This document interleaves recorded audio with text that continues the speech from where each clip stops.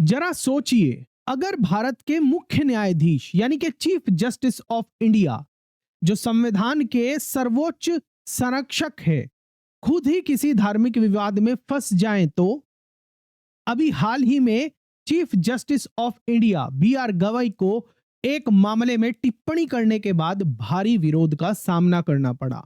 मामला क्या था? मामला था खजुराहो में भगवान विष्णु की प्रतिमा पुनर्निर्माण का। उनकी एक टिप्पणी सोशल मीडिया पर आग की तरह फैल गई और उन पर हिंदू आस्था का मजाक उड़ाने के आरोप लगने लगे। परिणाम क्या हुआ?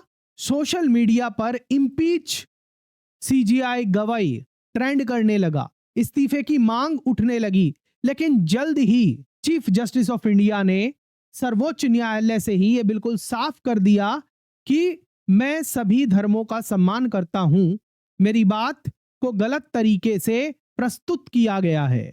अब सवाल यह है कि धर्म और न्यायपालिका का महत्व क्या है, रिश्ता क्या है, और क्या न्यायाधीशों के शब्द हमेशा संविधान की मूल भावना, जिसमें सेक्युलरिज्म, धर्मनिरपेक्षता और भारतीय परिप्रेक्ष्य के अंदर सर्वधर्म संभाव निहित हैं, को दर्शाने चाहिए या नहीं चाहिए? इसी के ऊपर, इसी विवाद के ऊपर कानूनी विश्लेषण करते हुए आज हम डिस्कस कर रहे हैं। मेरा नाम आशीष जैन है और मैं संस्थापक हूं दून लॉ मेंटर का, जहां हम आपकी तैयारी करवाते हैं न्यायिक सेवा परीक्षाओं की और सहायक अभियोजन अधिकारी परीक्षाओं की। तो चलिए सबसे पहले समझते हैं विवाद की शुरुआत कैसे हुई।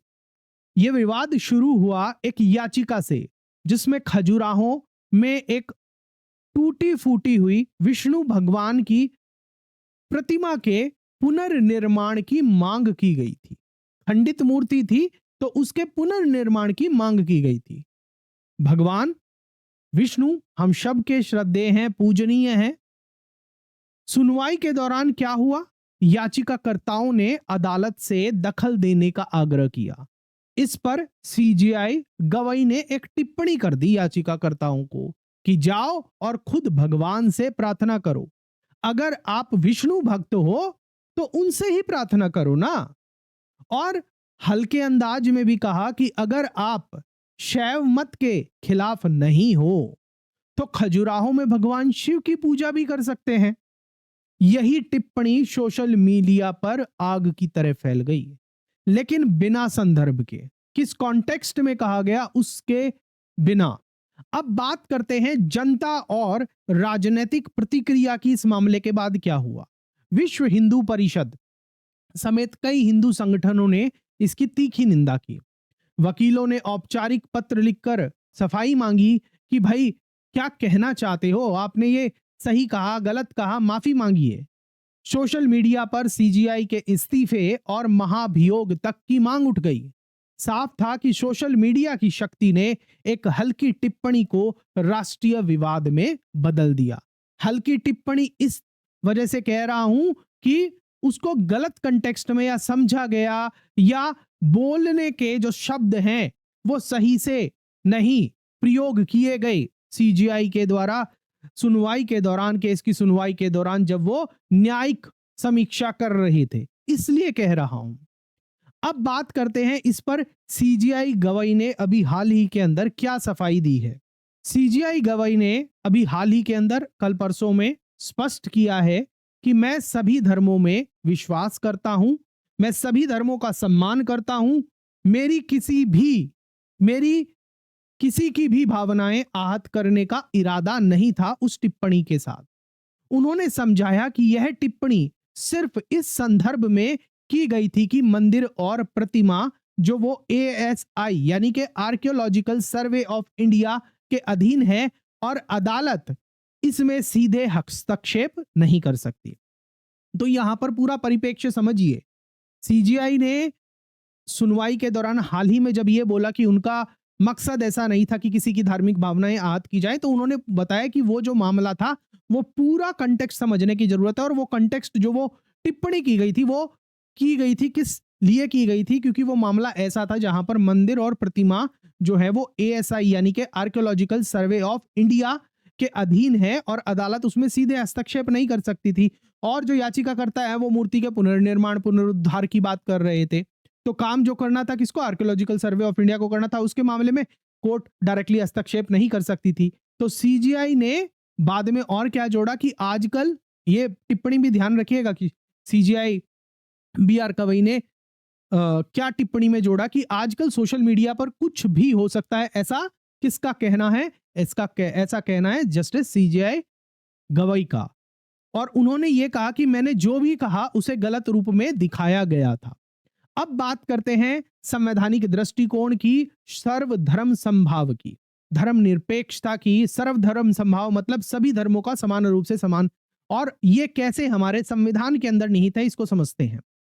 सुप्रीम कोर्ट केवल एक अदालत नहीं, आप ये बात ध्यान रखिएगा, ये संविधान की भी संरक्षक है। सुप्रीम कोर्ट सिर्फ एक अदालत नहीं है, वो संविधान, भारत के कॉन्स्टिट्यूशन ऑफ इंडिया की संरक्षक है। हमारे संविधान का मूल सिद्धांत है धर्मनिरपेक्षता, सेक्युलरिज्म, और भारतीय परंपरा में इसका रूप है सर्वधर्म समभाव, मतलब सभी धर्मों की समान रूप से इज्जत, और यानी सभी धर्मों का समान रूप से सम्मान।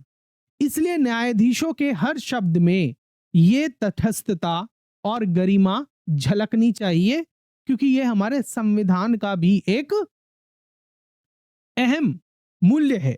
अब आगे बढ़ने से पहले मैं आपसे एक सवाल पूछना चाहूंगा। क्या आपको लगता है कि न्यायाधीशों को धर्म पर हल्की फुल्की टिप्पणियां भी नहीं करनी चाहिए ताकि संविधान की गरिमा बनी रहे? नीचे कमेंट में जरूर बताइएगा। और आपको ये सेशन अभी तक कैसा लग रहा है, अपनी फीडबैक भी जरूर दीजिएगा। आपकी कोई प्रतिक्रिया है तो वो भी दीजिएगा। अगर कोई सवाल है तो वो भी पूछ सकते हैं। और वीडियो अच्छा लग रहा है तो लाइक करके शेयर जरूर करिएगा, वीडियो को हाइप भी कर दीजिएगा, नया फीचर आया है। और आप हमारी मदद भी कर सकते हैं सुपर थैंक्स के थ्रू, सुपर चैट के थ्रू। कि ये विवाद जो है वो इतना अहम क्यों है, इतना इंपॉर्टेंट क्यों है? ये विवाद कई कारणों से बहुत इंपॉर्टेंट है। पहला, न्यायिक आचरण। कैसे न्यायाधीश भी, हमें ये समझने की जरूरत है कि जो न्यायाधीश हैं वो भी इंसान हैं, लेकिन उनका पद उनके संयम की अपेक्षा करता है। ढीली टिप्पणियां जनता के विश्वास को हिला सकती हैं, तो इसलिए जब भी न्यायाधीश कोई टिप्पणी करते हैं तो संवैधानिक मूल्यों की और सारी बातों को ध्यान में रख के करना चाहिए। दूसरा, सोशल मीडिया की ताकत।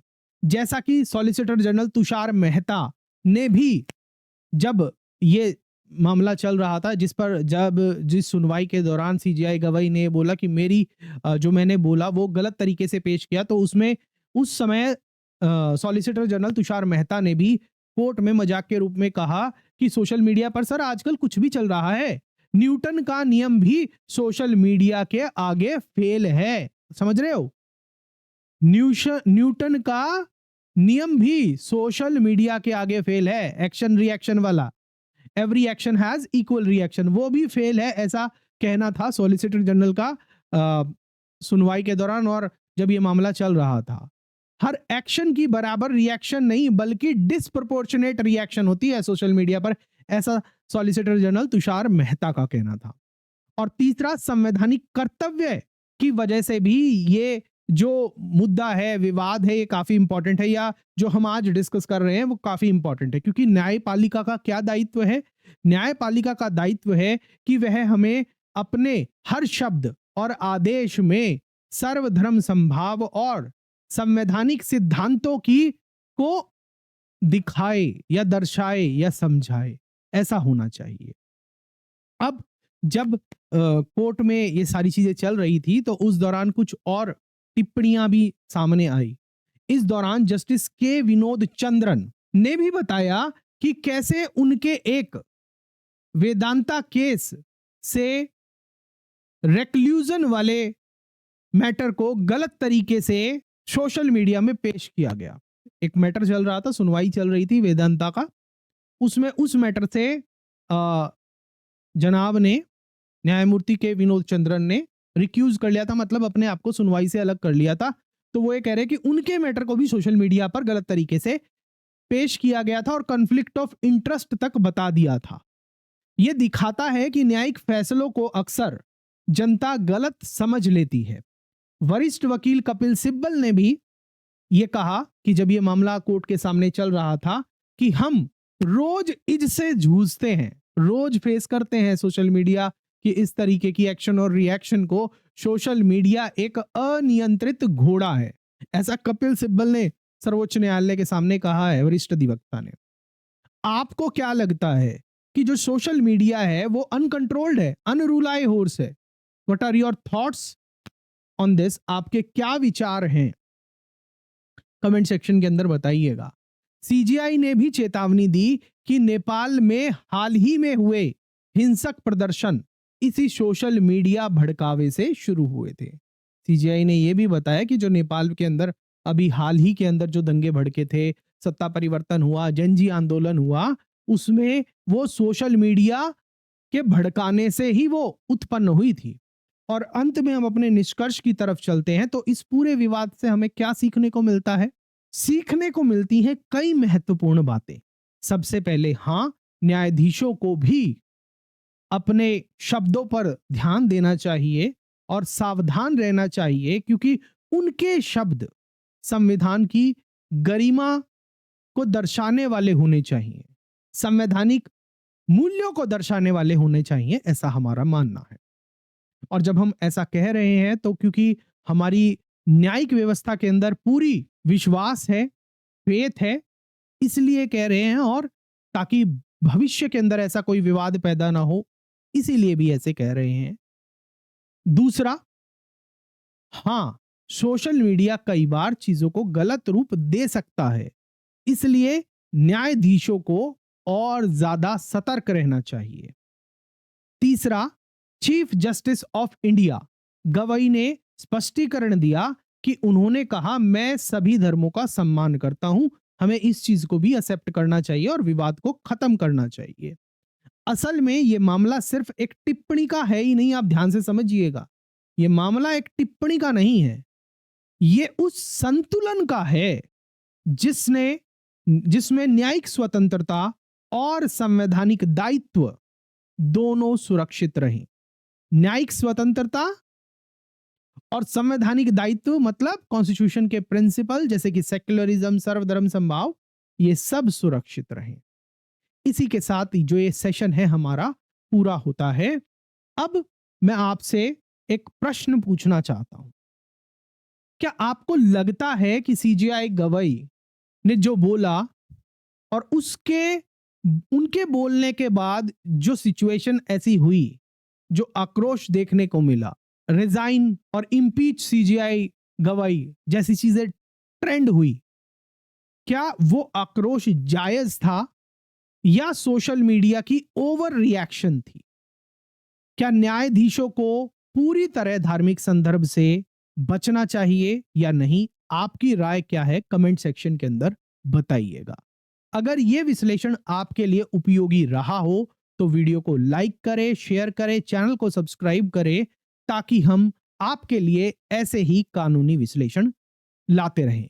याद रखिएगा, न्यायपालिका केवल कानून की व्याख्या नहीं करती है, वो संविधान की आत्मा की भी रक्षक है और उसमें शामिल है सर्वधर्म समभाव, सभी धर्मों की सम्मान, इज्जत या समान सम्मान। अगर आप न्यायिक सेवा परीक्षाओं की, सहायक अभियोजन अधिकारी परीक्षाओं की तैयारी कर रहे हैं तो आप हमारे कोर्सेज के अंदर एनरोल कर सकते हैं। हमारी ऐप दून लॉ मेंटर से गूगल प्ले स्टोर पर सर्च करिए, लिंक आपका इसको पिंड कमेंट में या फिर डिस्क्रिप्शन में भी मिल जाएगा ऐप का, आप वहां से हमारे कोर्सेज में एक्सप्लोर कर सकते हैं, एनरोल कर सकते हैं। मिलते हैं हम आपसे अगले वीडियो में। जय हिंद।